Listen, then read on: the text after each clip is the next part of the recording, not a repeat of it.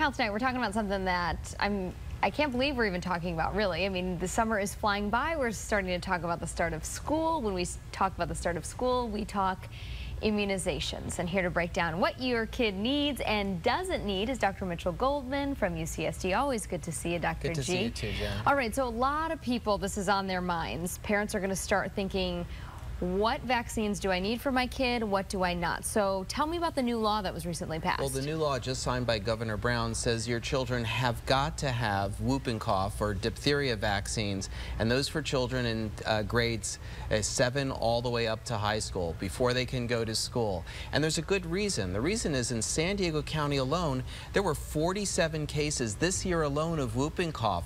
There were 2 in the month of June. So vaccinating your child not only protects your child, but all the other kids in the classroom as well. And whooping cough can be deadly. It really can. Not only is it difficult to breathe and sometimes requires hospitalization, but in an immunocompromised person, it can really be deadly. All right, let's kind of break it down by age, because I know there's a lot of parents out there watching going, oh, but I have one kid in high school, one in 4th grade.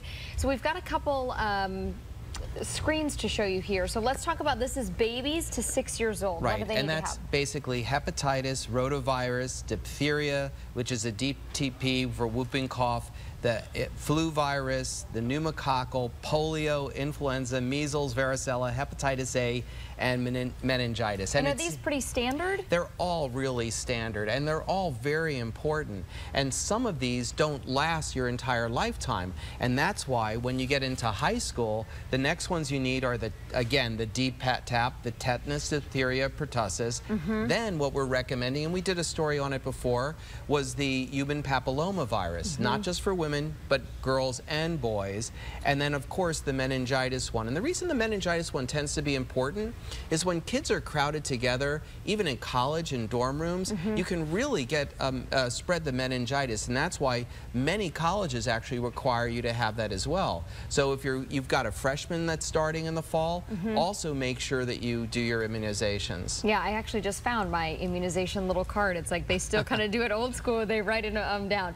All right, let's talk about immunizations and autism, because I feel like that's still sort of a big topic for people. There are parents who say, you know, I got my kid immunized and I immediately noticed a difference. They think there's a cause to autism. Yes. And yet there's scientific study that says there is not really a link. Well, this whole thing was sensationalized, unfortunately, by the media and with some Hollywood type people about 10 years ago.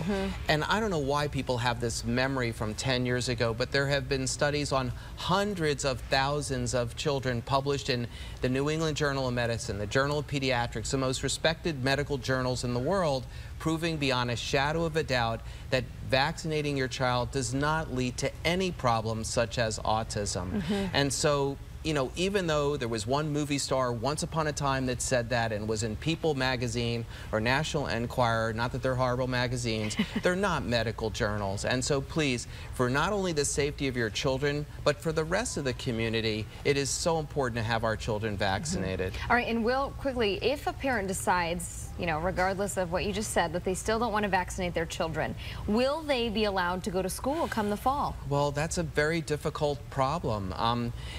Homeschooling, of course, you can still homeschool, but in public schools, according to the present law, no, your child will not be allowed in.